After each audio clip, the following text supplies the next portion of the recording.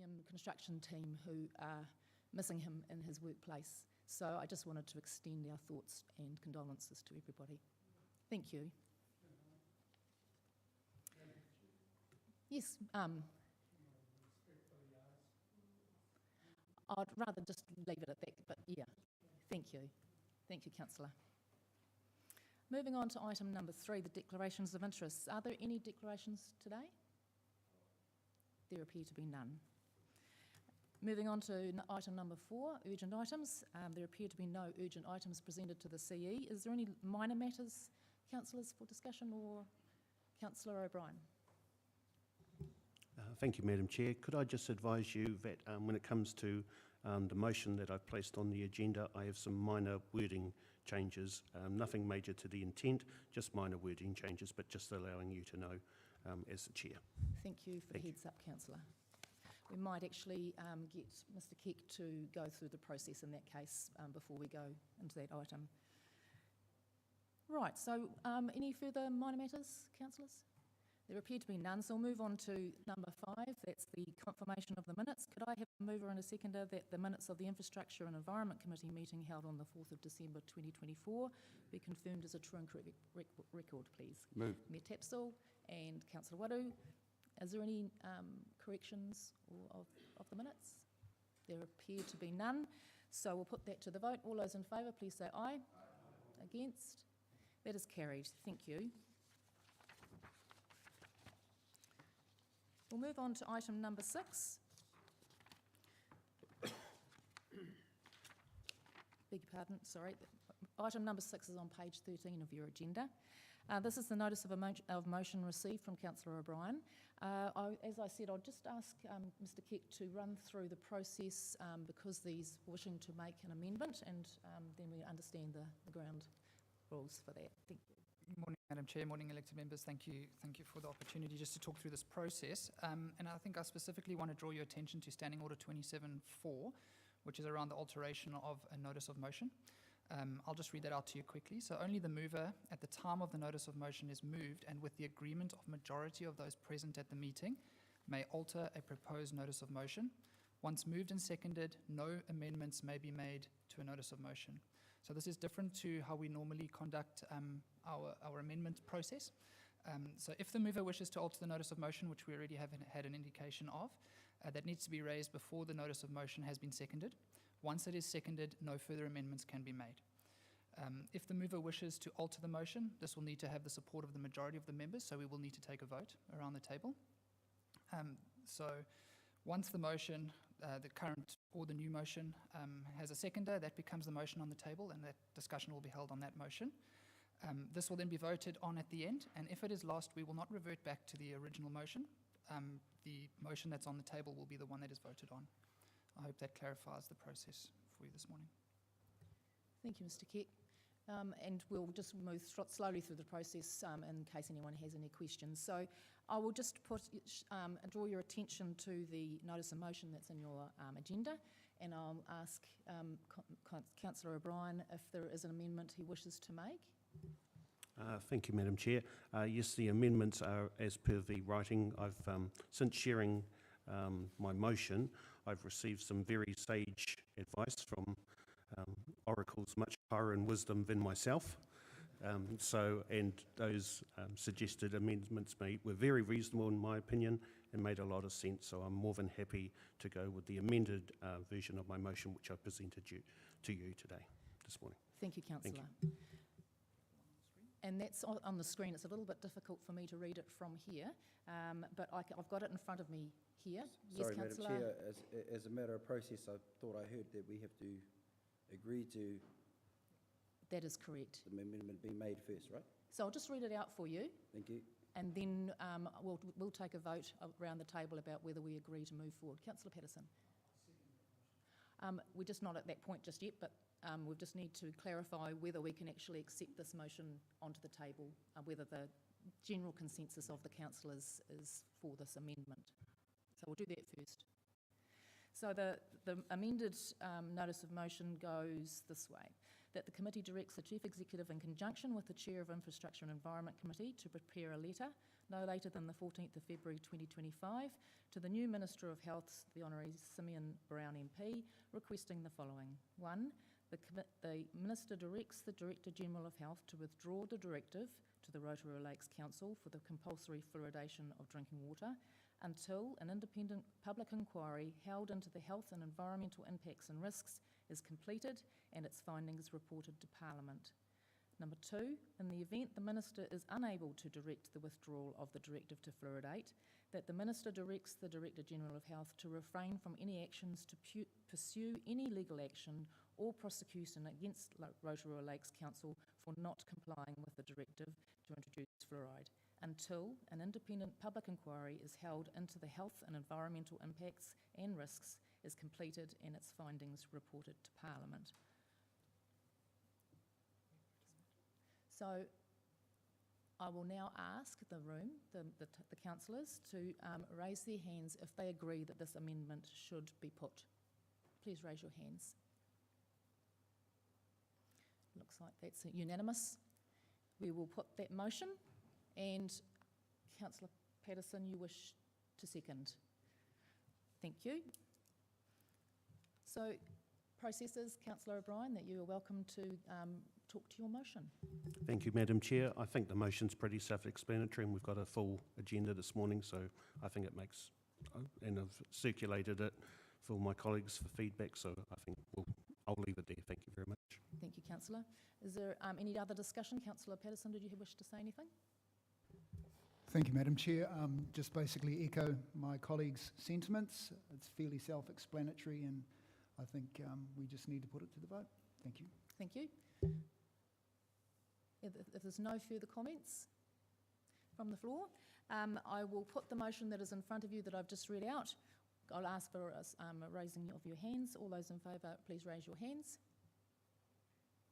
All those against? There's no, and abstentions, there are none. That is carried. Thank you. Thank you, Councillor O'Brien.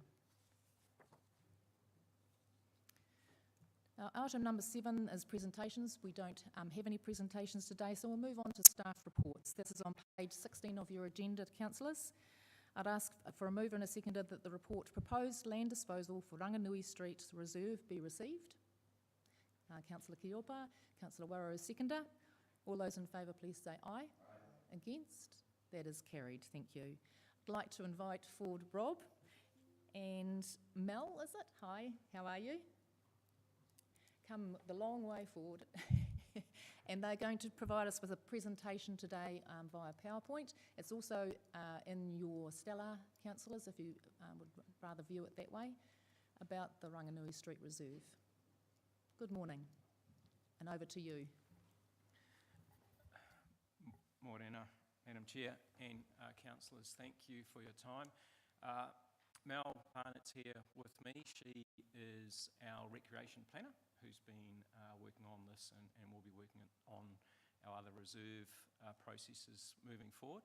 So we will take the report mainly as read, but we'll just take 5 minutes going through some key points and also addressing some questions that we know have been received by the chair just since the report came out to give a little more clarification. So I'll happily hand to Mel to kick off and we'll talk about our Ranganui Street Reserve. Thank you, Madam Chair, and good morning, councillors. Ranganui Street Reserve is a council-owned piece of land in Nonataha, as you'll see on this slide. The land does not provide viable recreation or open space functionality, and it does not meet the council's open spaces level of service policy. The land is only 810 square metres in size, significantly smaller than the average 3,000 square metres that we expect for neighbourhood reserves. As you'll see on the next slide, the land at present resembles a vacant residential section, and there is no amenity enhancements on the land. The land is held in fee simple, and so the Reserves Act does not apply for this piece of land. Under the Urban Reserves Management Plan from 2006, it notes that an investigation should be undertaken in order to determine if this piece of land is considered surplus to council requirements. If so, then it is to be considered for disposal. I note that the council also owns a larger piece of land across the road. This is noted on your map in yellow. This larger piece of land has subsequently greater open space and recreation value for its size and for its access to Lake Rotorua. It is not proposed that this larger piece of land is to be declared as surplus. Okay. Thanks, Mel. One of the questions that's certainly come forward is how did council get this piece of land?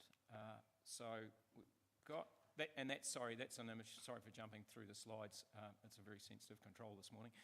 That's an image of the piece of reserve that we're talking about here. So it's basically just that section-sized lot there. The acquisition by council of the land is quite interesting and has vexed the land status report people that we have prepared the report. Basically, in 1915, a 39-acre block of Maori freehold land was created through a Maori Land Court petition order, and 38 of the 41 shares for that piece were held by Ranganui Hokkaido, or Ranganui Leonard was the other name that Ranganui Hokkaido went by. In 1955, that 39-acre block was split into 5 sections, again via a Maori Land Court petition, with 37 acres of that 39 acres being assigned to Ranganui Hokkaido, or Ranganui Leonard. And then later in November that same year, that 37-acre block was divided into 43 sections for members of the whānau and 2 sections for vesting in county council as reserves. 1962, the transfer of those 2 pieces of land ownership to the county council happened. There is no evidence of any monetary consideration in that process. In 1965, the title were then issued for those 2 council pieces of land. Now, in 1967, the Maori Affairs Amendment Act came in, which had within the Act that the petition of Maori land requires council approval, and that is when council set up reserves contributions from Maori land. So this was actually 12 years after this process occurred that there was a legislative direction, I suppose, for land to be transferred as part of subdivision of freehold Maori land. So we know how the council acquired the land, but there's been a lot of work historically, and there hasn't actually been a definitive answer on why council acquired the land. It was first identified in council records from 1985, where it was questioned by reserve planners in the council back in 1985, why did we get this? And we haven't been able to find through research or through our land status report why we got this. And then it also was questioned again in the preparation of the reserve management plan in 2006. So I can explain how we got it, but we have no records, and this is a period of 70 years ago where we don't know why we got it, because it certainly doesn't align with legislative reasoning. Okay, so next slide, just carry on, yeah. So in this report, the committee have been given 2 options to consider. Option 1 is no action to be taken. Things would continue as they have been. Option 2 is the preferred option, and that is to declare the land as surplus and to undertake public consultation. So with this, firstly, you would make the decision today to declare the land as surplus to requirement. Following this, we would undertake public consultation, with hearings to follow for those who wish to speak. Following this, a further paper would return to a full council meeting for a final decision on the proposed disposal. In regards to the public consultation that would occur, Reserves Act does not apply, but Local Government Act does, so Section 138 would apply. The public consultation would involve directly notifying surrounding properties and key stakeholders, as well as undertaking wider consultation via the Council's online engagement portal. Submission period would be 1 month, and there would be hearings to follow. Thanks, Mel. Just some other considerations that are outlined in the report. As you'll see, and we've certainly reiterated earlier, the land has no open space value. Financially, we are spending about $8,000 a year on mowing it.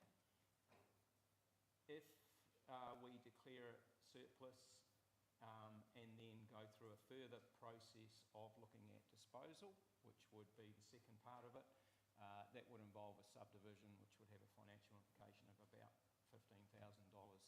The current rating valuation for properties in that area of about that land size would put an RV on that land after subdivision of around $250,000.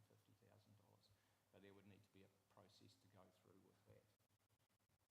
In terms of the other thing about tangata whenua impact, which is a consideration, of course, with this piece of land, the whānau of Hikitoro and Ranganui Leonard have identified this parcel of land years ago as being historically significant to their descendants in the wider whānau.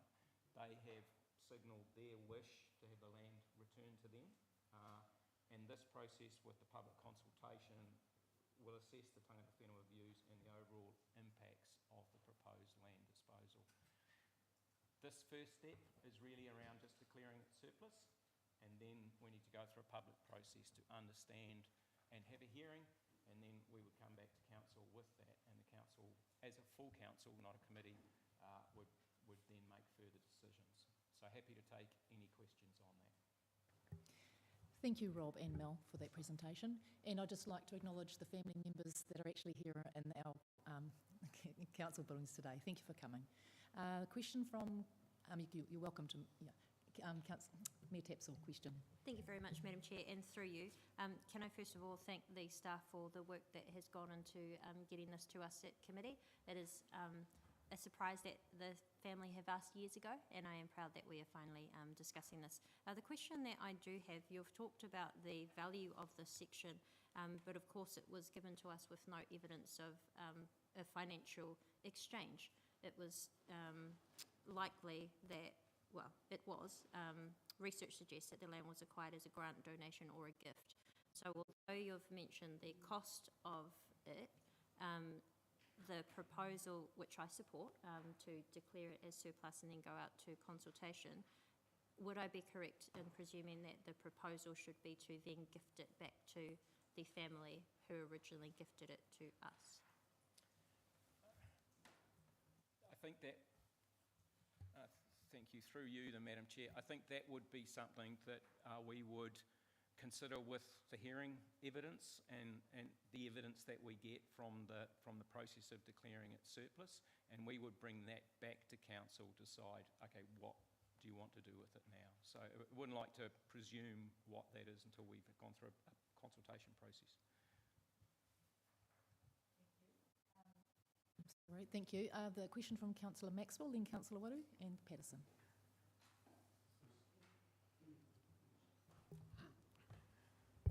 Thank you, Madam Chair. Tuatahi, I'd like to just briefly mihi to the family that are here and their relatives.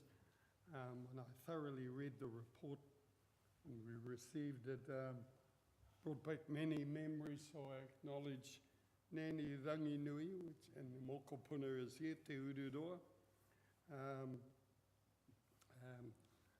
I can still see her at our marae with my grandmother and getting up to mischief at our marae in a nice way. But I also want to acknowledge in here his son Pakeke Leonard, who was a former deputy mayor here based in Rotorua in the early years when I just started. So, tuatahi ke te mihi o ke a koe te whanaunga ke te mihi. I did have a question, but I think the mayor covered it in that other run of events.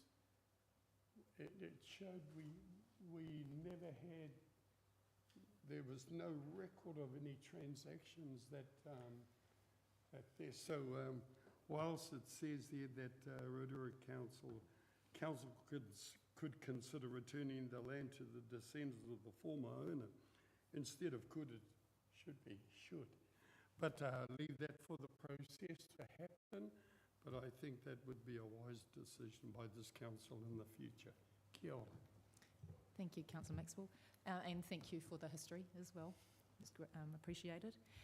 Councillor Wadu, you had a question? Kia ora, e te tiamana, o tira kai te rere tunu ngā mihi, kia ku whanaunga o rangi puwehi, kia ora. Hoi anō, my question is actually to you, Rob. There is a record of how this land came to be in our possession in terms of council. And then there was the 12-year gap, and then that new piece of legislation came in. So what, if you could, just, I suppose, expand on that a bit more, what was the impact of that legislation on what we're talking about today? Tricky, I know, but... Thank you, Councillor Waru. Yes, it is tricky, and I know from research, and I only know from research that Ben Manley has done, that legislation, when it came in, which was specifically targeted to Māori freehold land, did, I know from Waitangi Tribunal claims, appear to alienate areas of Māori land that were then transferred to the Territorial Authority of the day. So certainly there were some impacts of that legislation from that point on. I suppose the key thing here is that the land came across, or the signal for the land to come across was 12 years earlier, and it actually came across several years earlier than that legislation. So again, we know how we got it, but all the research that has been done on why we got it is unclear, and as the Mayor has said, suggests that it was a gift, a donation or grant. Thank you, Rob. I'd suggest probably that this, the gifting or reserving of particular parcels of land, especially in Te Arawarohe, is not an unusual thing. It's been going since 1881. So I suggest it's probably following that same whakaaro Māori nei ane, hei painga mo te katoa. My second question, if you'd indulge me, Madam Chair, was around the other reserve in the front. What investment do we put into that reserve to, you know, make it look nice for the community and give the access and all that for people? Thank you, Councillor Wara. Another good question. The investment into that front reserve is relatively light. It's a utility reserve, so it has council infrastructure on it, part of Three Waters assets. It's got a road into it. It's basically just mown. Part of our thinking about this is that it's an area that does have open space value, unlike its across the road neighbour. We should be putting more effort into that because it's actually, it's about 2,000 square metres. It's right next to the lake. It's a significant access point. It deserves better attention, and that's where we would like to go with this process. Just as a supplementary, I do note that it says 3,000 square metres is what we would consider to be a reserve of value for the community. So why isn't that up for grabs too? The 3,000 is the average size of neighbourhood reserves. So we have some smaller and we have some larger. Okay. The fact that it's on the lake shore and it's got direct access to the lake certainly pushes it into a neighbourhood reserve. You know, it has added benefits as well as, while it's slightly smaller than the average, it's got a whole lot of credits, the fact that it's on the lake edge. Nā, ka pai. I thought I'd throw that out there. Ngami. Thank you, Councillor. Councillor Patterson, your question? Turn that on. Thank you, Madam Chair. Thank you for your indulgence. Just a couple of questions, if I may. Just making it clear that I'm asking these questions for my benefit to learn from this process. So the land status report, who was asked to do that? That was done by the property group, who are professional consultants based around the country doing these for territorial authorities. Fantastic, thank you. So the statement which they made about handing back the land, that we may wish to consider this for a fee simple freehold land, has that ever been done before?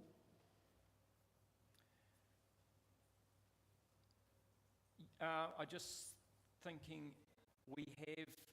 yes, we have handed back reserves here. I certainly know that it's been done nationally. Tariwa Road, that reserve has recently gone back to iwi. But that was an actually gifted reserve under the process, wasn't it? Yes, I'm just trying to think of Pururi South and Pururi North. Yeah, they were gifted at the time by iwi family, and then they had next to no open space level of service value. Yes, yes. That section size, and they went back to iwi Trust. So, just for clarification, has this been done for privately owned council land that has not been officially gifted? Has this been done by Rotorua Lakes Council? I would have to check on the status of the Pururi Reserve North and South, which are the most recent ones that I can remember. They were reserves. They went through a reserve revocation process, which means they became council freehold title, and then they were gifted back. So I'm pretty sure, but I can confirm. Thank you, Rob. Okay. And I just to interrupt, sorry to interrupt, Councillor.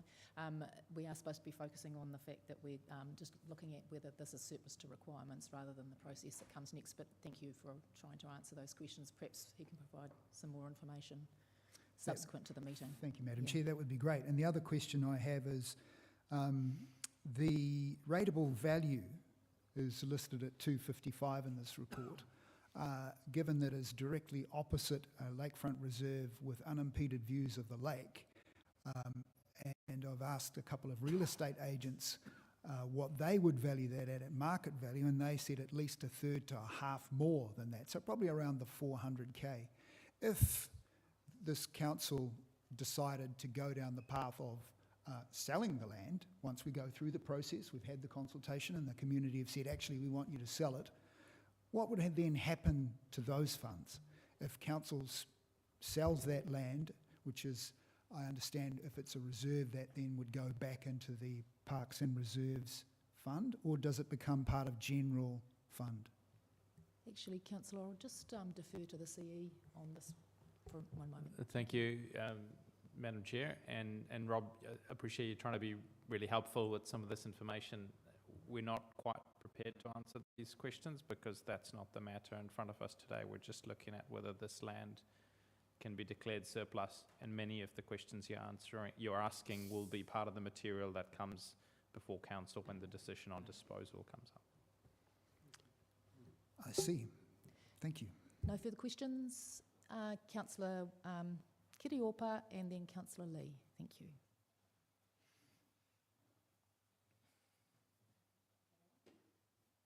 Thanks. Thank you. Just a couple of questions. Information provided, that's been provided to councillors, has been based on council documentation, obviously, which has shown that there's been no records of the whānau selling or gifting the land. I know from experience that many of our families, including mine, woke up one morning and were informed well after the fact that council now owned parts of our lands. Is there any reason why the information provided by the whānau in relation to this land is not included in the information we've been provided with? Sorry, I just missed that last part of the question. Is there any reason the information that's been provided to councillors today doesn't include information provided by the family in relation to this land? Why that hasn't been included? The information has been obtained from a search of Maryland Court records by the property group, as well as council records. We have had discussions with the whānau about that, and in those discussions we haven't had any contrary signals of why the land came through, but we can certainly readdress that with the family if needed. So the council, so the whānau didn't actually have a kōrero around what they recall about how the land. I think this falls into the category again of this is information that will be gathered as we go. Yeah. If council's got that information, though, which they must have, they must have spoken to the whānau. I just wonder why it's not in the information that's being provided. And to answer that, we haven't had anything contrary than what the land status. We have had discussions with the whānau about the land status report and how it was acquired, and we haven't had any contrary information from the family that doesn't match their understanding. Okay, thank you. And I've just got a second question. The reserve revocation process, which has resulted in the land being returned, if it hasn't been used for that purpose, I guess, is the process, I just want to be clear that the process that you're suggesting that's being undertaken, that it ends up in hearing, is that a similar enough process, or has this process been used before and resulted in the same result of the land being returned to the family? It's just in terms of, again, I suppose this is around declaring it surplus. We have gone through that process with other pieces of land and reserves in the past, and this is the same process, except because it's not a reserve, we don't have to do a reserve revocation first. Okay, thank you. Thank you, Councillor. Councillor Lee. Thank you, Madam Chair, and it may be my question kind of falls under a similar category as not being able to be answered today, but I do refer to just one sentence at the top of page 18, which if it can't be answered today, then perhaps in the upcoming report. I'm not quite sure what to infer from the statement, or what should be inferred from the statement, that no monetary consideration was stipulated in the transfer at that time. I don't know if that's anomalous, or to be expected, or what inference could or should be made from that statement. So I'd be interested in seeing a response to that in the upcoming report. Yeah, I think that might be the approach to take in this case. You're raising some good points, councillors, that will be needed to be investigated as we go forward with the process, should we decide that this piece of land is excess to requirements, and that's what we're doing today. So if you're happy to wait for that information. Is there any further questions, councillors? There appear to be none. Thank you, Rob and Mel. Appreciate your time and your answers to the questions. You're welcome to move back to your seats. Thank you. So, councillors, you can see the resolution, the recommendations in front of us there. I've had a signal from Councillor Waru that he would like to move 1 through 5. Is that correct, councillor? Yes. And Mayor Tapsell is prepared to second that motion. I will read it out for you all, and then we'll move on to discussion. That the motion is that the committee declares the land between 21 and 23 Ranganui Street, Nongataha, as surplus to council's requirements. 2, that the committee notes that the land is not subject to the Reserves Act 1977, but is subject to Section 138 of the Local Government Act 2002. Number 4, that the committee approves staff to undertake public consultation on the proposed disposal of Ranganui Street Reserve as required by Section 138 of the Local Government Act 2002. And 5, that the committee notes that a final decision of the proposed disposal of the land between 21 and 23 Ranganui Street will be made by full council following the conclusion of the public consultation process, which will include a hearing for submitters wishing to speak to their submissions. Councillors, I'll now open up for discussion and look to the mover. Would you like to speak now or wait to the end? I'll hold mine for the end, thank you. Thank you. Mayor Tapsell? Thank you, Madam Chair. Through you, I might open this up then. I think this is a fairly straightforward decision. There has been adequate research that has gone into it. It is certainly surplus We've got a fantastic lakefront reserve in front of it, and we have for many years now had a family who have identified this parcel as being historically significant to their descendants. I really look forward to opening this up for consultation.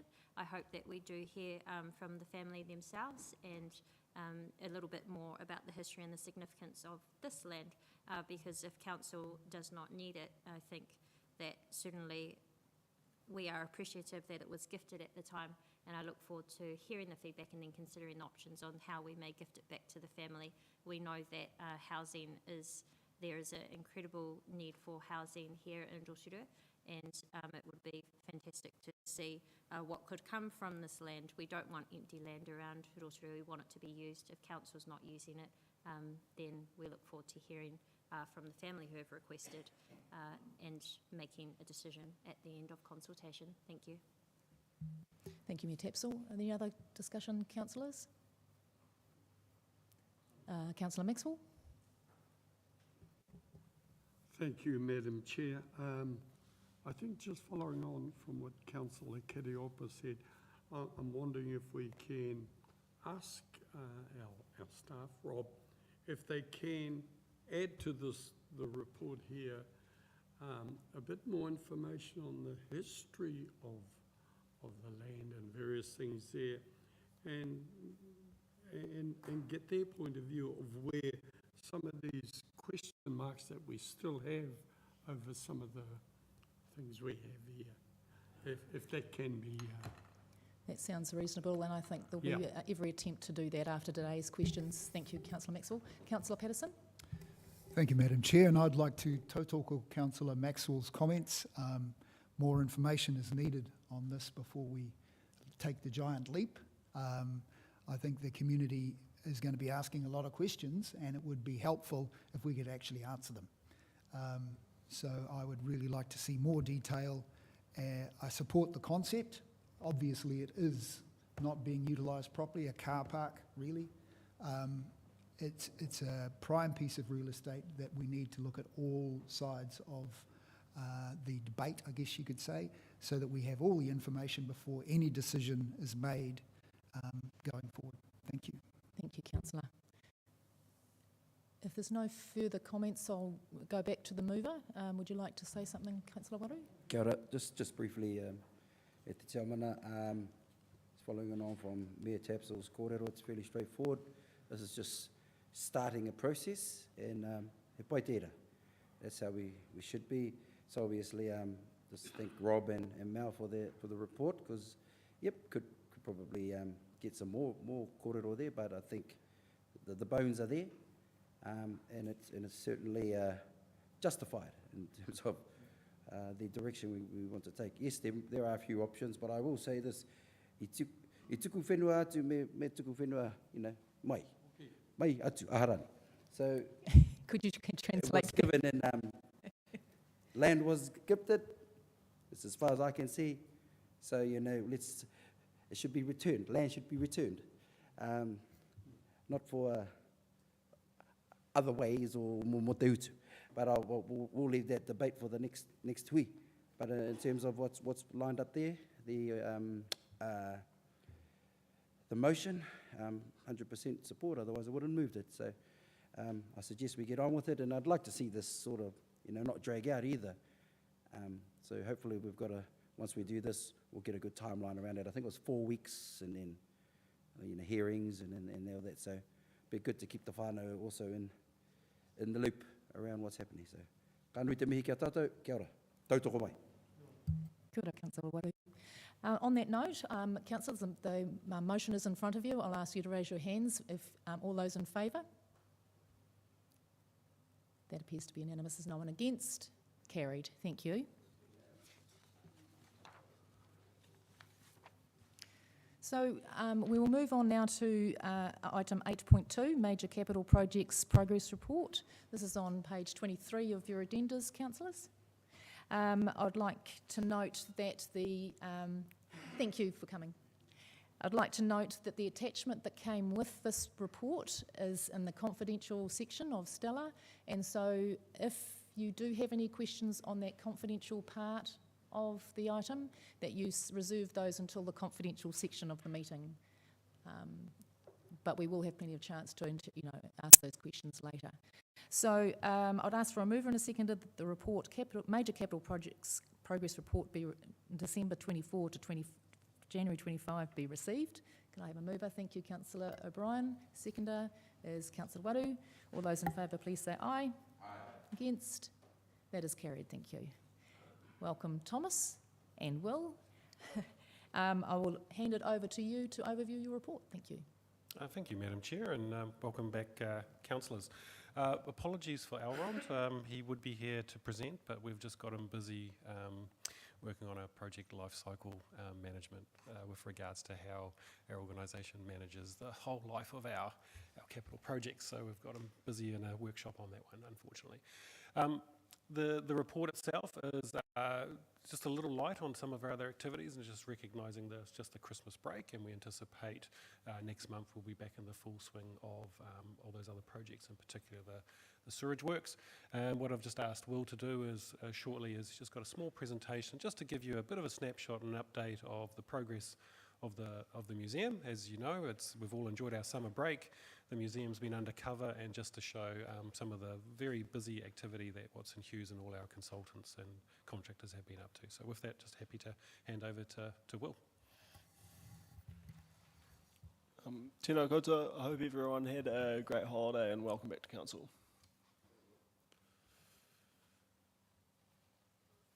So these photos are a little bit old and you would have seen them at the last meeting, but as you can see, the northern half of the building is undercover, and you probably can't from outside see much progress that is happening. But over December and particularly through January, we have had a substantial lift in work inside the covers. One of the big focuses has now been that we have scaffolding around the building on the heritage elements of the building and restoring them. We now have scaffolding up to the central tower, which is roughly 30 metres in the air, and we haven't had people up there for about 20 years. Every couple of weeks we have a heritage pre-start meeting with architects from Auckland, demonstrating and explaining to the team how they need to be working in the heritage environment. You can see some of the timber damage that we have in that bottom left-hand photo, where water has got in and rotten away the New Zealand hardwood timber. And a big feature of the building is the finials, which is the hip knobs, the decorative features on the building. And a lot of them have significant damage, but instead of turning new ones and replacing them, we're using epoxy and repairing as much as we can and then covering over with paint. The roof work is in full swing, and we have lifted the whole roof from the northern. That is undercover at the moment. A large part of the works is going through and installing additional timber strengthening under the sarking, which you can see in the central photograph. In the left photograph, you can see the roof tile band insulation work in preparation for the tiles coming on this month, and you can also see the viewing platform at the northern end in the right-hand picture. Here are some more pictures. Yeah, you can see your esteemed GM here on the left with Watson Hughes project manager Andy. As you can see in a lot of pictures, the scaffolding is really a tremendous work of art and a big engineering feat in and upon itself. In the bottom right hand corner, you can see the basement column strengthening work. So I'll show in the slides in a minute, but essentially we're utilising the existing structure and strengthening that to hold up in an earthquake. Painting works have commenced, and this is the northernmost face. We are looking at September for to be complete in the northern zones, and then the scaffolding coming down and the wrap. So the public will be able to see the new look of the completed works in September this year. This takes us down to the basement and starts to show some of the significant structural works. So the top left picture is a shear wall. So essentially the foundation walls that are holding up the building are only about 150 mils underground. And so what we're doing is digging underneath those walls, putting steel in, and then connecting that steel to a new foundation that runs along the length of the wall. And then you'll see the word FRCM, which means fibre reinforced cementrix matrix, and that's happening on the bottom left-hand and the right-hand pictures, where we're essentially drilling holes in through the walls and feeding up a carbon rope, and then laying over a carbon mesh and plastering over the top of it. And what that does is it relies on the existing unreinforced concrete walls to hold the weight of a building, but that carbon provides support, so if there's an earthquake, the building won't fall down, and it means that the building is entirely tied together from the ground right to the roof, and then through the ground floor, first floor, and roof parts, so the building is completely tied together. We have Lee Brothers, which is a local company doing work on the heritage stairs in Zone 3. So as you walk into the building, the owner, Paul, has actually stepped aside from his ownership duties for the next month and is stepping in and running the project of dismantling these stairs. So they've gone through and they've catalogued hundreds of pieces, and they're slowly taking it out. The main reason we're taking the stairs out is so that we can strengthen the floor and the walls, refurbish the stairs, but to an extent that we're just tidying up any damage, but not imperfections, and then put them back in. There's a couple of other pictures here that show some floor strengthening sample works and core works that we're constantly doing as we progress through works, ensure that the work we're doing is what we thought it would be. It's quite a logistical feat. So we have a scaffold crane on site once or twice a month, and they crane up materials to the roof. The fire risk is quite substantial, so we're working very closely with Fire New Zealand on how we manage that fire risk, and we have numerous, just on the roof alone, over 30 fire extinguishers across the building. And then the central photo is just showing you a picture of a couple of the guys in the roof cavity. But yeah, to date, the work inside the building is progressing really well. We're still to program, and we're looking at reaching practical completion at the end of August next year. I'm happy to answer any part of it. Thanks, Will. That's great to see those visuals of what's happening. For us, that have, if people haven't been able to get inside the building, it's fantastic. There's a lot going on at the moment, I believe. Is there any questions, councillors? Me Tapsell. Thank you very much, Madam Chair. Through you.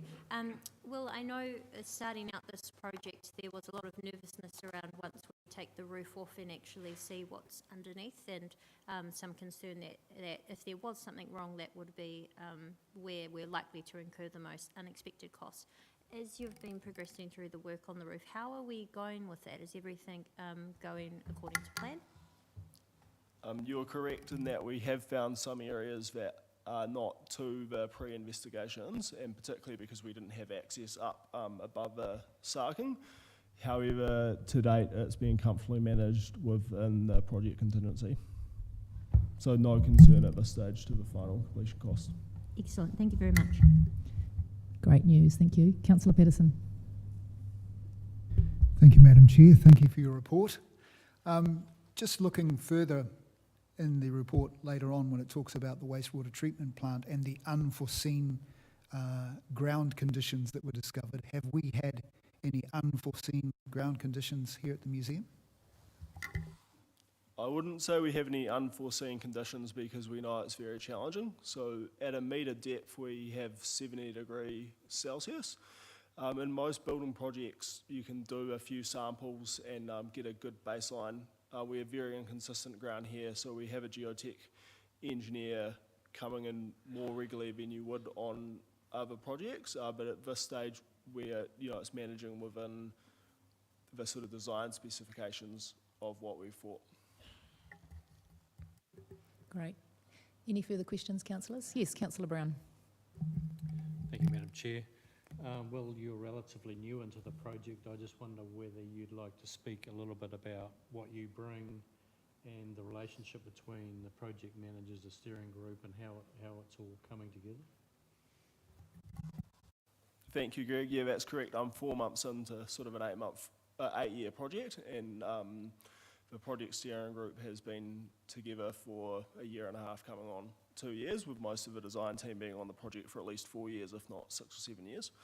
A big focus of having a program manager, someone like myself, in the role is to have someone within council to ensure that we've got integration across all aspects of the project, something that has been set up very well over the last 8 years, so we're just capitalising on top of that. At the moment, Watson Hughes, the main contractor, are going very well. But any renovation, particularly heritage renovation, can be quite complex, and we have about 10 different design consultants across the project, so managing relationships and ensuring we're getting an outcome that fits all of the different technical needs across the project, is an ongoing focus and something that is of a particular current effort of myself and the PSG. Any from there, Thomas? Thank you, Will. It's actually been really helpful to have your expertise around the table at the PSG, but also on the site as well. So it's been great to have you, Will. Councillor Wadu? Tēnā koe te tiamana. Thank you, Bill. Kia ora, Thomas. Just a quick question. Now we've got a few months under your belt. Have there been any, I suppose, in terms of materials or time efficiencies or things like that, has there been any places where we've saved any budget? Yeah, there are a few elements that we have saved on, particularly around selection of different components and ensuring we've got efficiency. I think one of the things that I'm focusing on at the moment is ensuring that when we get to project closure, such as we have really good engagement now between our contractors and the Rotorua Council building inspectors, and that can be a large problem on a commercial projects where the reliance on sign-off is predominantly through your consultant engineers, but you still really need to have the council consent team involved. So that's probably a key efficiency we've focused on today. Cool. So would you say we're doing better than budget? Madam Chair, maybe I'll just intercept that question and point out that we have the opportunity in a confidential discussion later today to talk about this with some more data. Message received. Andrew, kia ora. Any further questions, Councillor? Yes, Councillor Patterson. Just a point of clarification, if I can, Madam Chair. The rest of the report, will we cover that next? Yes. Thank you. Yes, absolutely. You can probably go ahead and ask those questions now. Might not be Will that'll answer those questions, but yeah, please go ahead if you have some. Thank you for your indulgence. So my questions relate to further on in the report, just with regards to our relationship with KO. As we all have seen in the media, there's been some significant changes to that organisation. So it's stated KO's core mission announced by Minister Chris Bishop. It's KO is to be refocused on its core mission, building, maintaining and managing quality social housing and being a supportive landlord. So the particular article that I sourced this from then said that the IAF will be transferred to the new National Infrastructure Funding and Finance Agency. Now, I don't see any mention of this transition in our report here. Is there any chance of any potential risk going on during that transfer process to our funding? I'll let Thomas answer. Our understanding is that there is no risk to that funding. We haven't mentioned it in the report because obviously it's quite a new developing component where that work is transitioning across to that new entity. And when it has been done, we'll continue to work with the people and the teams that have gone across as well and continue the work that we're doing. Thank you. So a little bit of uncertainty, but you don't see any risk? I think when there's a change of government and a change of focus and what we're seeing, there's always a risk, but we have not had any signals to us to suggest that this program is at risk. Thank you. Just one more question, if I may. Page 26 then talks about the wastewater treatment plant, and I think I referred to it just before. Financial risk due to increased financial risk due to unforeseen ground conditions.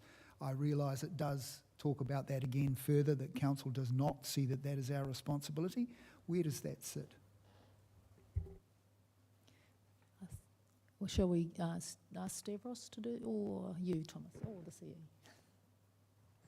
Look, as we've reported on earlier on that project, that there was an issue with regards to some excavations and some ingress of water, and the teams are still working through how to resolve that. The project itself, as a result, has had to adjust to that, which has added further cost in.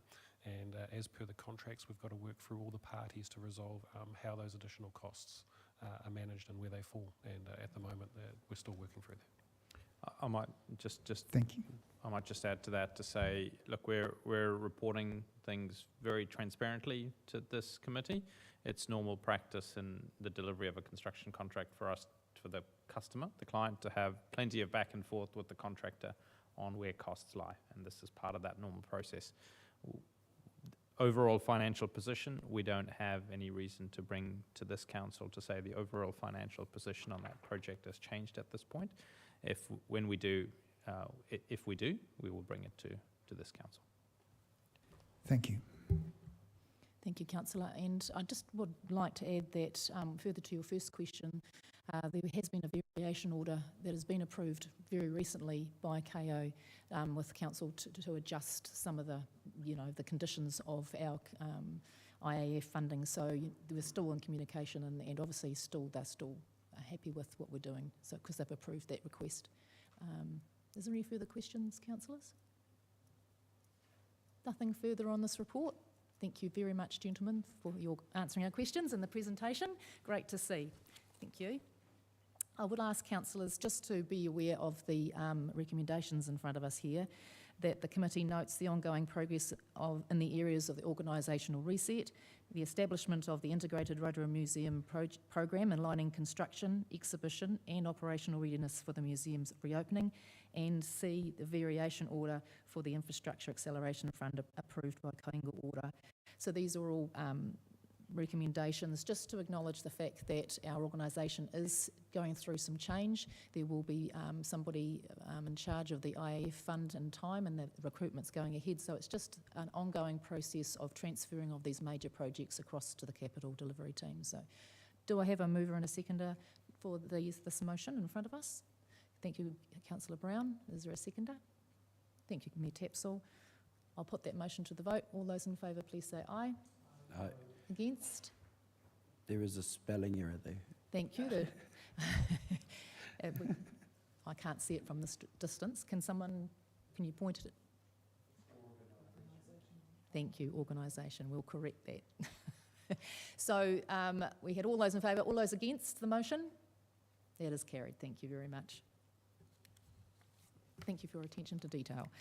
We'll move on now to 8.3, which is the progress report for infrastructure and assets. That's on page 29 of your agenda, councillors. Can I have a mover and a seconder that the progress report, infrastructure and assets be received? Thank you, Councillor Waru. Seconded, Councillor Brown. All those in favour, please say aye. Against? That is carried. Thank you, and welcome, Stavros. You are free to go ahead and overview your report. Thank you.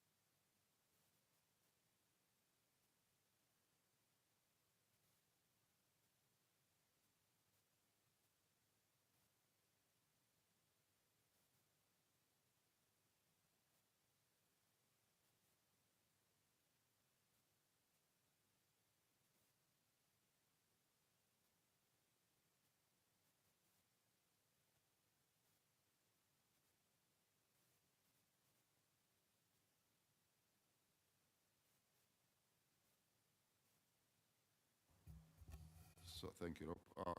Management on geothermal boreholes. the actions we take to maintain property and various facilities, and obviously long-term, long-range planning processes. In recent days, we had a number of noteworthy events. One was that we have received now, and subject to final confirmation after 23 years, comprehensive stormwater consent by the Commissioner. The consent now is subject to some minor final detailed adjustments, but we expect to have it in effect by the 17th of February. Again, for elected members' knowledge, and I quote the Commissioner's words, whether we have a resource consent for the management of stormwater or not, rain will fall, rain will continue to fall, and water will run through its natural waterways to its natural destination. The resource consent provides for us a framework for which to manage our current systems and program and respond to our future needs in a way that meets national environmental standards and regulations imposed with the resource consent. One of the better things of that comprehensive stormwater consent is that the Commission identified very clearly the framework of responsibilities, and it's made it very clear that the Rotorua Lakes Council is responsible for the urban stormwater system, the regulatory approach for growth and building developments and so on. But it made very clear that our regional territorial authority, the Bay of Plenty Regional Council, is responsible for the maintenance of waterways, lake levels, and the Upper Kaituna catchment asset systems. I think that sets a very clear framework for us to collaborate and work very closely with the Bay of Plenty Regional Council, because managing stormwater cannot happen in isolation. It needs to happen as a collective impact approach and a collective assets coordination and interventions coordination. So that's a very good platform after 23 years to enable us to look ahead for the next 35 years. The other noteworthy event that happened in recent times, last week on the 31st of January, as you're aware, the prosecution against the Rotorua Lakes Council by the WorkSafe was dismissed in court. And I think that's, again, a significant event. If elected members could cast their mind back, you have decided to instruct us to defend the case. And that instruction was based on two fundamental reasons.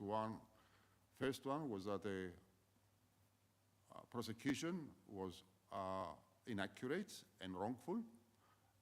We did not believe that we were subject to accusations of negligence in that respect, and obviously we had to defend our position on that. But more importantly, if that prosecution was successful, it would have imposed significant compliance hurdles for this council in the future to manage the geothermal risks that are associated with our environment. I remind elected members that about 25% of our urban environment is situated on top of our geothermal aquifer activity.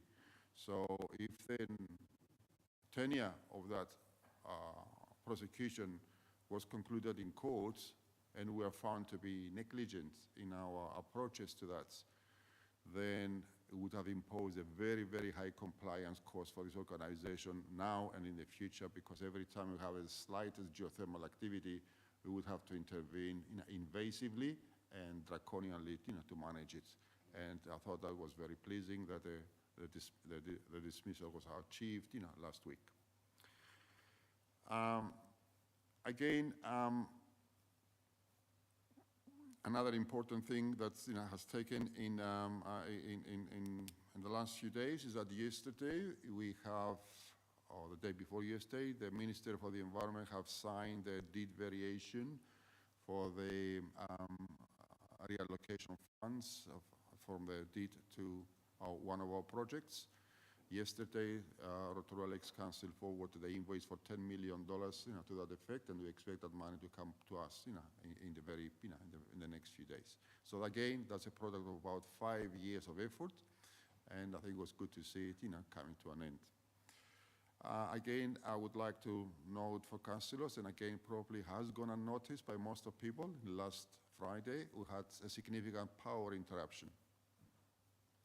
Now, while a lot of people thought that was short-lived and grateful for not lasting for a long time. It was a fantastic opportunity for us to test our business continuity planning. We have about 80 to 90 pump stations that pump wastewater and water to our communities. We have 2 treatment plants. We have 2,000 grinder pumps that rely on continuous supply of energy and electricity. And although the interruption lasted for an hour, nothing went wrong.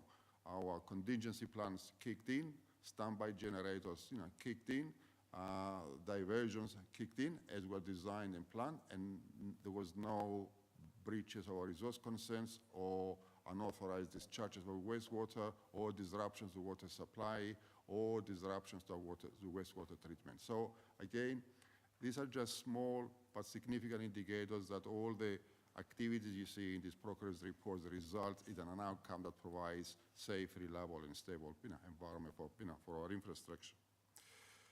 We're also working diligently to prepare our draft local water down well plan that we will consult through the annual plan, and obviously at the annual plan workshop later on we'll talk about it. And again, we are very close to having our draft ready for elected members to consider. And also we are progressing in the near future to recommence the completion of stage 1 of the Tarawera sewage scheme by recommencing the works near Lake Rotorua. As elected members know, and I will report at a later stage, that disruption from January 2024 until today has imposed significant additional cost in our projects, and we are all looking forward with the collaboration of our constructive partners to finish that project and minimize those cost imposition to both the wider community and the local community and move forward in that project. A report will come to you in the near future about the implications of all these delays into the project. Also, I wanted to note another emerging theme. We do have some discussions in the public about the position of litter bins in public spaces. As you're aware, some time ago we have tried to instigate a trial for which we test where public bins in public spaces are encouraging the creation of litter. We're fully aware of that some members of the community may wish to see more litter bins in public spaces. However, the trials today indicate that while there are some side effects, in the main, only 1% of the previously collected waste is now present in those locations. And again, I wanted to remind elected members that we do have a Waste Minimization Act and the Waste Minimization Plan that we own and requires us to encourage minimization of the creation of waste. And obviously, as we go through and test these approaches, we would take an adaptive approach to that, and where we need public bins, we have public bins. Where public bins are not necessary, then we make decisions not to provide them. So that's an ongoing process. It's under trial, under test, and we'll continue to respond and adapt to that. Thank you. I'll take any questions you may have. Thank you. Thank you, Stavros. Just briefly, could you update the councillors on the speed management consultation that's going on, even though it's not our process? Could you just briefly outline what is going on and what people need to know about it? Thank you. Yes, as elected members are aware, the previous government had a government policy statement that relied heavily on reducing speed limits in a whole range of the network. The new government enacted a new policy statement by which one of the effects was to reverse a number of reduction of speed limits that took place in the last 2-3 years. For our Rohi, for our districts, those speed limit changes that have been affected are mainly on the state highways around Lake Rotorua. The NZTA, who is the agency that owns those networks, are responding to the GPS of the government and readjusting the speed limits. But in conjunction with that adjustment to the GPS, they're also calling for public submissions, just in case the community will have different views. We do not run that process ourselves. So we would encourage members of the public or communities who want to make a submission to or for or against, those proposed speed limit changes again. They can make it directly to the NZTA, as there is a portal for that effect. And we, from our perspective, if any of those proposals may impact on our local network, we will respond as a local controlling authority. But any speed changes, limits into the state highways needs to go through the NZTA portal. Thank you. That clarifies it. I believe the consultation for our community closes on the 13th of March, I believe. So. Yeah, thank you. Thanks for that. Any questions, councillors? Councillor Patterson, then Councillor Kiriopa. Thank you, Madam Chair. Thank you for your report, Stavros. Just on page 36, the East Rotorua Sewage Scheme, under the title of Progress, it says a regulatory process has started with some 13 properties that have not consented to the on-property installations. Can you elaborate what that regulatory process is, please? Yes, the reticulation network is in place now. What about 13 individual properties who've been given the invitation to sign a locality plan by which it would lead to a building consent to install the pretreatment system onto their properties? Those properties either refuse or they just ignore those directions. Under the Local Government Acts, and the Bay of Plenty Regional Council's regulations, maintenance zone regulations. Those individual properties have now been advised of the relevant legislation that requires them to comply to allow the installation of their own property systems. And they have an opportunity to address council if for any reason they have a valid concern or a valid reason why they should not comply. So letters were given to them outlining the regulatory imperative for them to allow the installation of these paralytic systems. And now we're waiting for their response and we'll give them an opportunity to address council consistent with the Local Government Act requirements. If they don't, then obviously we will have to move to the next step and compel them to install the system, because the alternative for that is that those properties to be declared unsanitary premises. Thank you. So is that a similar process that will be applied to those who refuse in Tarawera? Well, I don't want to preempt it, but that's a legislative framework. Thank you. If I may, just a few more questions. The project review for the East Rotorua treatment plant, project, I should say. The final report will be submitted to the Rotorua Lakes Program Strategy Group. And of course, we've heard the wonderful result that we got the 10 million. That's great. Has that report been presented? And if it has, can we see a copy? The report has not been completed yet. We've been working with the appointed independent auditor that the Ministry of the Environment have appointed to that effect. Throughout December and early January, we provided them a huge amount of information and background information and reports and transactions and contract documents and so on. We have agreed with them to provide them the remaining documents by the 14th of February, and they understand they have a contractual obligation to finalize the report by the end of February, early March. And then it's up to MFE to table at the strategy group. I imagine we should be ready for presentation to the strategy group around late March or early April. And once the report is provided to the strategy group, there's no reason at all why elected members should not have access to it. Thank you. And my final question, if I may, Madam Chair. We attended the LTRA's AGM in January, which you spoke at, and so did the Chief Executive. Now, I think you might have left at this point, but going back to your comment about the bins, so a resident who's got a connection to Smart Environmental stood up, and she stated that the refuse transfer station there was absolutely being hammered. Like normally their trucks go out twice a week, I think she said. And in the month of January, up to the point of that meeting, they'd been out 21 times because of the amount of waste that was being dumped there, and everything from whiteware to goodness knows what. Now, if that's the case, who pays for that extra?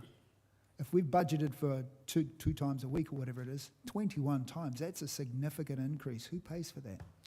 Well, there's no direct provision for the users to pay for that. Remember, the transfer station for Tarawera was agreed back in 2016 when the change from the paper bags to bins, was agreed by the council and initiated by the council. The Tarawera community at that point in time did not want to see curbside collection because of a number of reasons. But the primary reason is because a lot of them leave after the weekend and don't want their bins to be staying on the curbside during the week. So they opted to utilize the transfer station. You're quite correct. Data indicates the average household in Rotorua urban area generated waste on average per year about 600 kilograms, the average household. The total waste and the number of properties in Tarawera indicates that the average household up there generates about 2,000 kilograms. So there's a lot of waste up there. So as part and parcel of actually reviewing our waste minimization plan, the 6-year plan we have, which is due, I think, for review next year, we have to make some decisions as to how we want to improve it. There's the element of improving the service. They don't pay extra for it. It's just part of the targeted waste rate that everybody pays. So it's equalized and normalized. But I think if the waste transfer station is going to stay up there and it's going to be act as a general waste, not just household waste, then we need to consider ways to more frequent servicing, but also perhaps user charges for some areas there. I don't have the answer. That's something I have to consult about. Thank you, Madam Chair. I just forgot one more question, sorry. On page 35, there's 2 interesting photographs of the delivery buns for Eastern and Central. Now, that land doesn't look familiar to me. Where are those located? I think they're to do with the fluoride addition. Well, the buns, the foundations for the fluoridation is on top of the Utuhina, the Karamutakina spring. That's the central one. And the eastern side is going to be near the Waipapina area. So near the Puna? Yeah. Thank you very much. Thank you. We've got questions from Councillor Kiriopa and then Councillor Lee. Thank you. I've just got a couple of questions, please, about in relation to the comprehensive stormwater resource consent. Has Lakes Council accepted the draft consent conditions, or was there anything Council was challenging?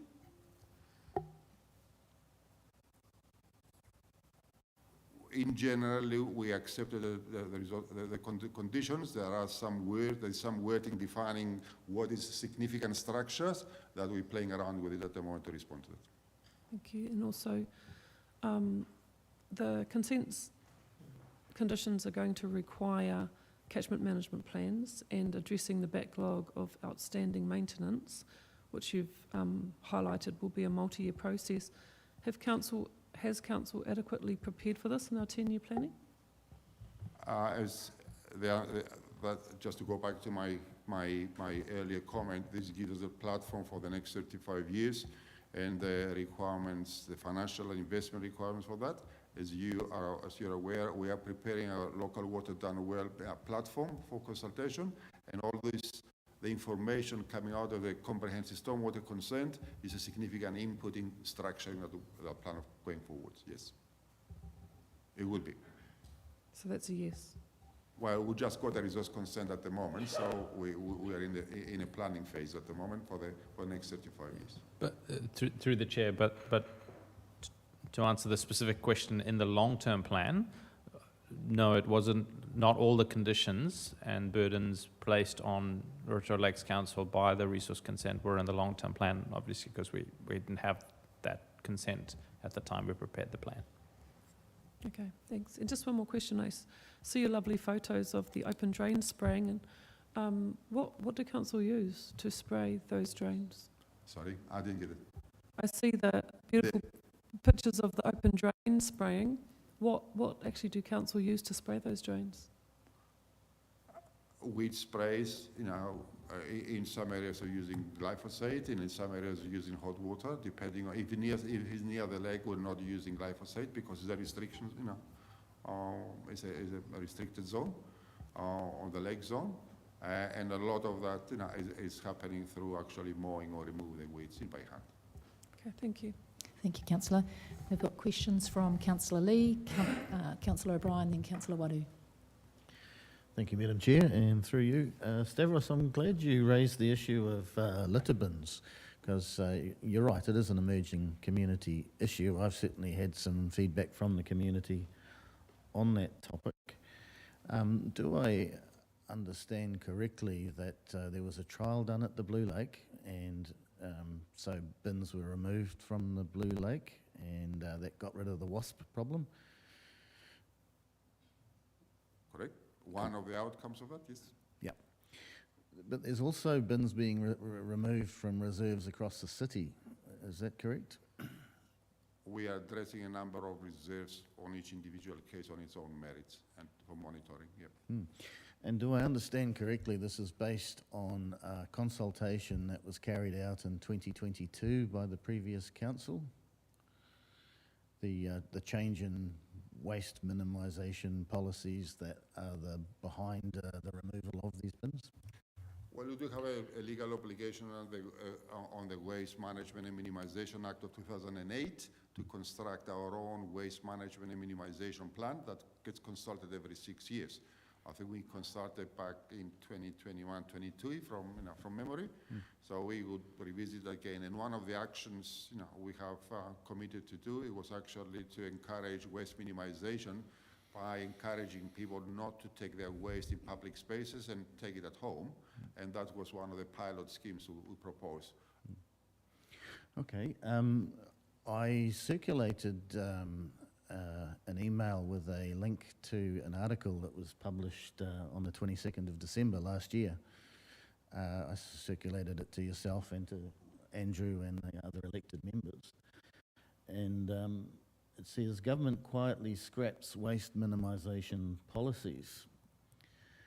And in particular, mandatory curbside composting for all urban areas and other aspects. I'm wondering whether it's time that we reviewed that waste minimisation policy, because obviously the legal framework has changed since the last consultation took place. I think it's the prerogative of elected members what you want to, if you want to revisit any of your policies. What I would say, though, is that I've noticed that the government is not reducing the costs of creating waste or landfilling that waste. As a matter of fact, 60% of the costs we incur for waste management to the landfill are at government taxes for emissions and waste minimization. So if this government, any government wants to reverse waste minimization approaches, perhaps I should look into reducing the taxation that is attached to landfilling waste. All we are doing at the moment is approaching these activities from two perspectives. One, educational, and the second thing is minimizing costs to the community. The more waste to create and the more waste it goes to the landfill, the more it costs to that community. And I think that's the approach you've got. But if elected members want to revisit those kind of approaches, well, it's your call.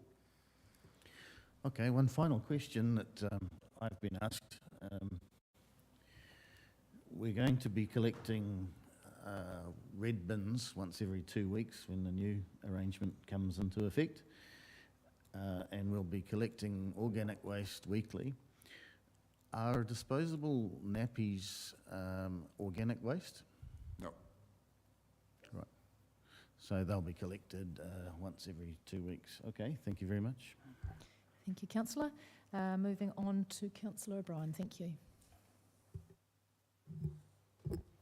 Quite a segue. Used nappies to Councillor O'Brien. Some would say there's a connection there, but thank you through you, Madam Chair, and thank you, Stavros, for your very comprehensive reports as always. Just a couple of questions, please. On page 32 on Eastgate intersection, it says works will then be tendered and we will seek NZTA financial support. what support basis are we asking for 50-50?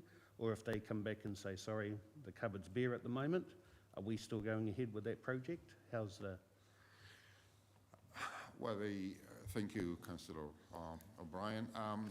The intervention of the East Gate entrance, and hopefully to align with any future development of our airport, it's a safety intervention we need to do, and NZTA to date, they have not accepted that as a cost that belongs to them. However, we have a historical agreement with them which says that by installing traffic signals on that locations, it will achieve and derive traffic safety benefits. And we have a high-level understanding that once we get the actual cost through tenders, once we go to tenders and you know the actual cost, we've got some estimate for that, that will consider and prorata what they believe to be safety improvements to any financial contributions they will make. The normal funding assistance rate for interventions like that in our district is 57% of the cost of the project, and obviously we've got that 57% as a yardstick for us, and I've got a commitment they have made that they will prorata safety benefits arising from that intervention, and I will ask them to navigate between those kind of levels of 57% contribution. But we don't have the actual cost because I haven't tendered for that work yet. Thank you. Okay, thank you. Could I move on to page 36? On the Peka block, I was wondering, Madam Chair, if we could ask for, I appreciate this, there may be a confidential aspect to this. Would it be possible to see what development contributions we've received against this project at this time? Spending, I won't ask for it today in case, as I say, there's confidentiality aspects, but would it be possible, because part of the reason we voted for was that we were told we would be receiving development contributions ongoing, to be fair, but I would like an update at some point, just what we actually have received against what we've spent, if that's possible. If I can ask, I think not a lot of development contributions came from Peka block at the moment because the sites have not been utilized yet by buildings or facilities. They're developing the site at the moment, but we can come back to you with an estimated revenue we expect from that development, because we will know from the resource consents they've got for it, how many lots they will have, and how much development contributions we can expect from that. I don't have it on top of my head at the moment, but we can certainly calculate it for you. Thank you, that would be much appreciated. But if we could still just have an update, please, even if it's just for councillors on what our spending is. Sure, we'll make it at an that action stage. point, councillor. Thank you. More than happy with that. Thank you very much. Also on page 36, East Rotorua, if I could just ask, the Marae committees will be advised that council has made final funding allocations and lines. No additional funding will be provided for high capacity systems. Are any of the ones, are they, the Maraes that are affected in that, under that scheme, are they all, sorry, if they're, say, of interest to us for civil defence or anything like that, are they catered for by council? Well, the 7 marae in that area that are covered by the reticulation scheme, they are obligated to connect to the reticulation system because at the moment they do have septic tanks. What you as elected members decided last year is to fix the cost for East Rotorua and strike the targeted rate for it. So the budget for the installation of this marae has been set through those decisions we have made. What do we mean in there? There are some voices that would like to see systems around marae that will be far more expensive than we have budgeted and capped in that respect, and we're working with the marae committees to establish what that level of service would be. Now, with regards to civil defence, and obviously these are not operational centres that marae act as welfare centres for the local communities. This council has done an assessment of all the marae in the district, and they are all that can play in a civil defence. And obviously, if there is going to be any event that requires the marae to be acting as a welfare centre for a particular event, the council's civil defence budget will keep in to support them, but not contributing the installation of infrastructure. Some of them are in the East Rotorua. They are under the land agreement, and the heads of agreement with Ngāti Pikiao will enjoy the capital cost installation of the marae free of charge, 2 of them. The rest of them will have to, have to contribute to that. All right. Thank you for that answer. Could I just follow up also on that same page, Councillor Patterson's question about the regulatory on the 13 properties that have not consented for the online. Could I clarify with you, whose responsibility is that? Is that Bay of Plenty Regional Council, or is it on us to implement regulatory? Well, the answer, the simple answer is that we are both responsible. We own the reticulation system, and therefore we have a legal obligation under the Local Government Act to require people to connect to the reticulation system. The Bay of Plenty Regional Council owns the regulatory responsibility to tell properties you can't operate a sewage system that is not consistent with the reticulation system or an outlet system. So when we're taking regulatory implementation of that, it's a joint letter from both our council and the regional council that goes to the property owners. Thank you. If it ends up in legal action of whatever form, so whose name would that be lodged in? Ours, Bay of Plenty Regional Council, or both? Of us. We'll say both Bay of Plenty Regional Council and Rotorua Lakes Council are prosecuting a person for not complying with the legislation.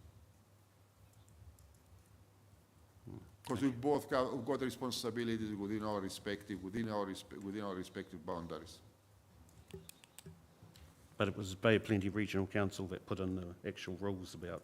Anyway, no, thank you. You've answered my question. That's fine. Final couple. Could I just clarify, please, because I've heard various comments in the Tarawera community, and I'm happy, Madam Chair, if the CE also wants to comment on this. In regards to the information we provided the Ministry of the Environment for the $10 million, could you please clarify? I understand that they requested information about the schemes, which you've talked about already today. Is it an actual inquiry they put forward, or did they basically just request information to satisfy their concerns about allocating the extra $10 million? Because as you're aware, there's been some community meetings out in that area, and various things have been bandied about, and I just want clarification. Was the Minister actually holding an inquiry, or was he just seeking further information?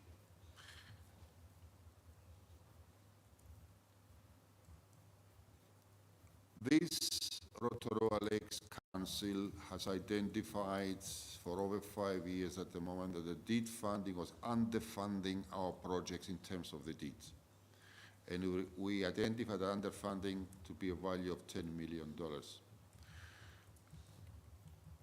Because the funds were going to be transferred from the old allocation to the Bay of Plenty Regional Council back to Rotorua Lakes Council, the Minister eventually has agreed to do so, and as I said, yesterday he signed off the variation. However, there was some discussion and debate as to why the East Rotorua wastewater reticulation scheme the actual cost of that scheme was more than the initial concept estimates of the year 2014 where the inception took place. Some of your colleagues in the Bay of Plenty Regional Council wanted to get some assessment as to the causal factors and the reasons behind the difference between the 2014 estimate and the 2024 actual cost of the project, 10 years. And we said, well, we'll be more than happy to collaborate and give you a lot of information and explain the impacts of inflation, the impacts of pre-treatment on each property, the regulatory requirements of the resource consent that it was imposed onto the scheme, the cultural impact, management plan compliance, and so on. And we have agreed to collaborate to that assessment of the causal factors of the cost variance between the estimate 2014 and 2024. It's not an inquiry, it's just a post-project assessment, so all parties can be satisfied that what were the reasons behind the cost variance between the estimate and the actual cost. Excellent. Thank you very much for that answer. And finally, could I just make the comment to back up some of my colleagues here? When we made the decision, a previous council made the decision to put landfill prices up quite substantially, I think most people could see what was going to happen. which would be that there would be a lot more rubbish dumping around, etc. Now, I take on board everything you're saying about the waste minimisation. People should be responsible for dealing with their own rubbish by taking it home and either recycling or putting it appropriate. I am concerned though that places like the Blue Lake, I know that many of the club members around there and members that either play sport around there or have events do their own cleanups and take rubbish, deal with it themselves. And this has been ongoing for several months, and I've had photos sent to me of some of the things that they've had to do. And I would just ask that we would wonder about some of these really prime tourist spots. It sounds a great idea, deal with your rubbish, and people should, you're right, people should be responsible. But, you know, the human factor, you know, everybody should be nice to everybody. Everybody should be respectful of everybody. Everybody should listen to other people's opinions and respect sometimes. But being human, that doesn't always come through. So I would just perhaps hope that we reflect on that, and especially around these prime tourist spots and our reserves, we think about that. But thank you for your report. Thank you. Thank you, Councillor. Oh, yes, and CEO would like to say something. Thank you. Yeah, thank you. Thank you for those words of encouragement. Councillor Ryan, I might just also say that I have, based on direction from, or suggestion from Councillor Brown, been in touch myself with the operators around the Blue Lake, and senior staff have been out there to coordinate when our contractors go out there to do those rubbish pickups, so that that burden doesn't land on responsible business owners around those destinations.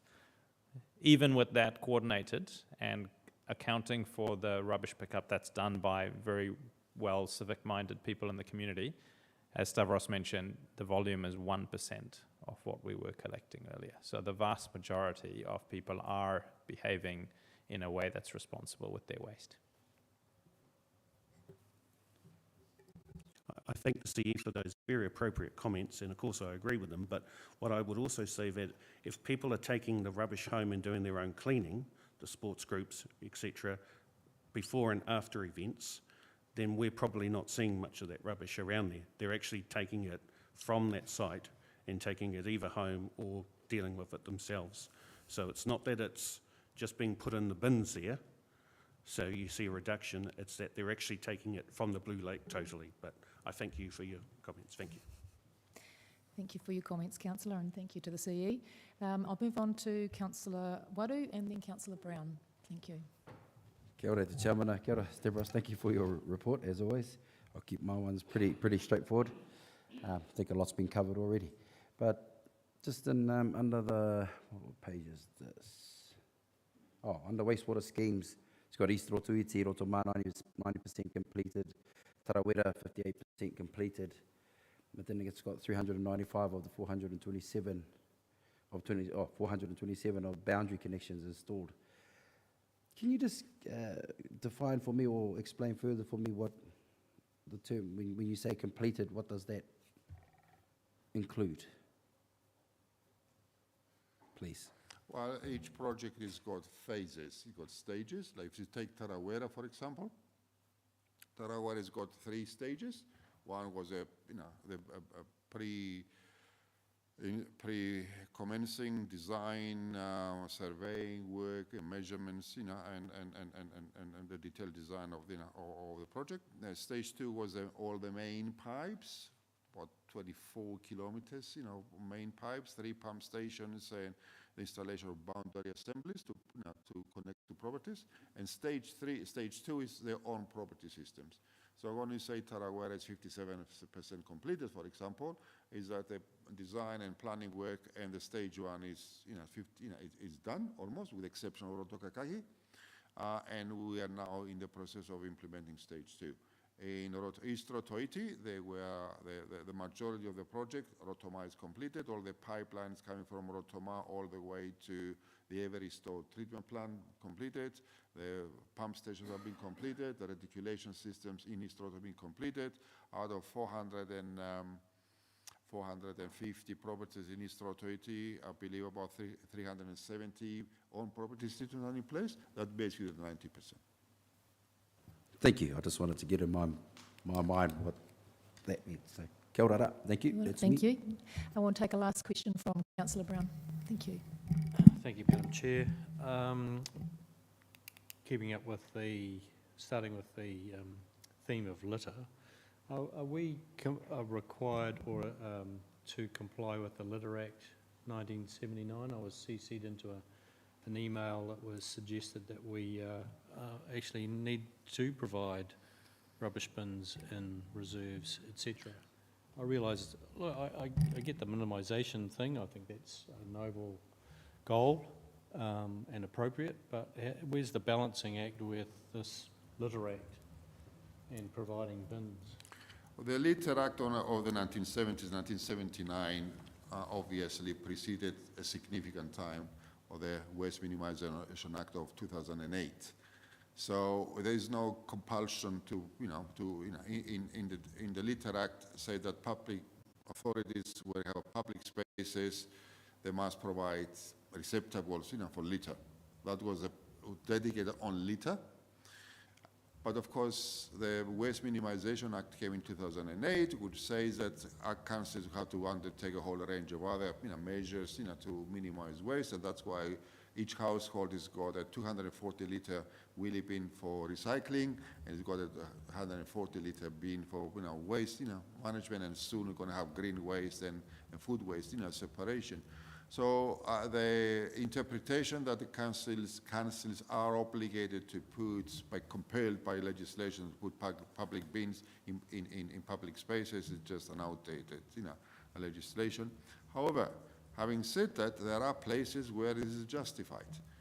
There are places where half of it is justified. So we started this trial, we're monitoring its effects, and obviously we'll adjust the response according to the results of the trial. In the Blue Lake, I understand what everybody's talked earlier about it, but the reality is that people have bins at home. When they take waste at the lake, they should take them at home, and the result is that at the moment we're collecting very little, litter, in that area. We've got other areas who are under investigation at the moment, but we're not adopting a black or white approach. We might have an adaptive way. We say if we had 20 litre bins, we might have 10 in the future. So it would depend on a place-by-place basis. Excellent. I think I get the argument, and I think it's appropriate.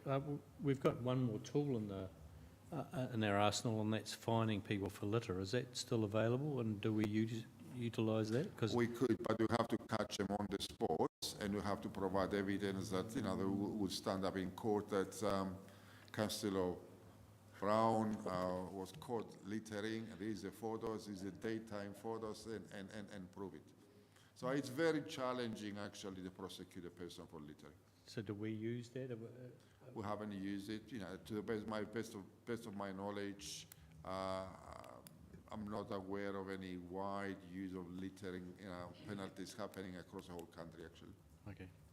It's a shame, because nothing grates me more than litter being left around our taonga, and our lakes are genuinely our taonga. Changing the theme, have we had many uptakes of the locality plan or cooperation in Tarawera? Are we monitoring that, I assume? Well, we hope we will. We had, myself and my chief executive had a meeting with a new Allegro Tarawera Residents Association last week, and they've made promises that will encourage the residents up there to collaborate to that effect. And as very soon, obviously after our annual plan considerations, we will issue further communications to that effect.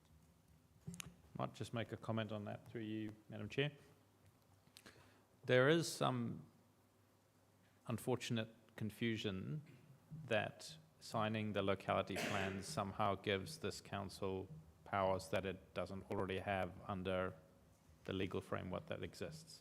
And we've explained a number of times to individuals who've engaged us in discussions that the locality plans are about providing certainty of scope, therefore certainty of price, and do not change either by increasing or diminishing our regulatory powers that we have well covered in this meeting.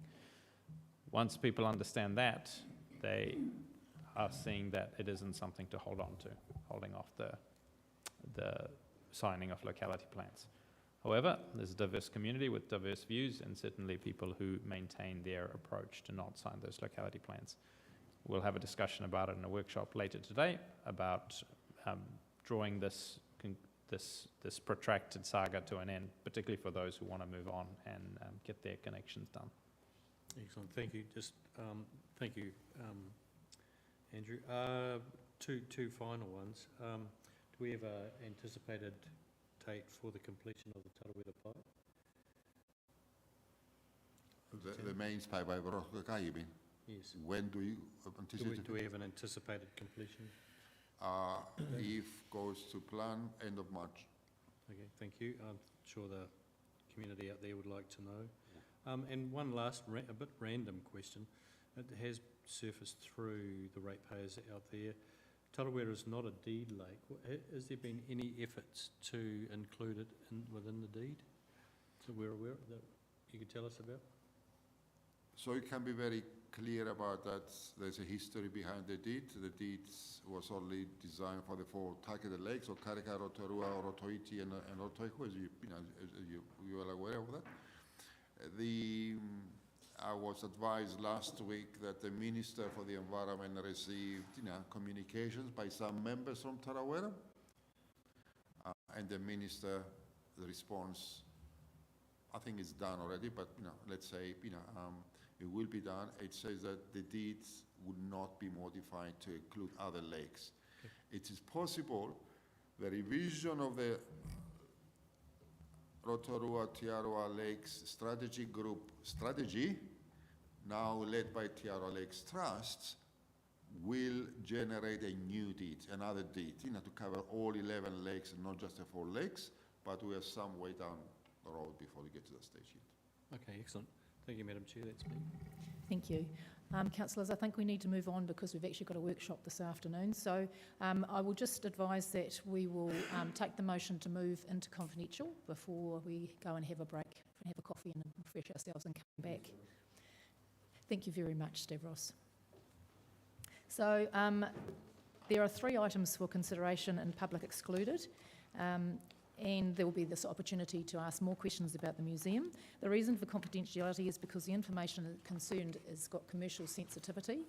The items that are up for consideration are 9.1, the confidential minutes of the Infrastructure and Environment Committee held on the 4th of December 2024. 9.2 is the admission fee increase, 2025 Waikiki Valley thermal pools.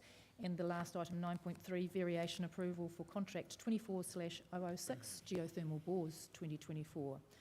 So I would ask for a mover and a seconder that the Infrastructure and Environment Committee resolves to exclude the public on the grounds contained in section 48/1 of the Local Government Official Information and Meetings Act. Could I have a mover and a seconder, please? It's moved by Councillor Brown, seconded by Mayor Tapsell. All those in favour, please say aye. Aye. Against? That is carried. Thank you.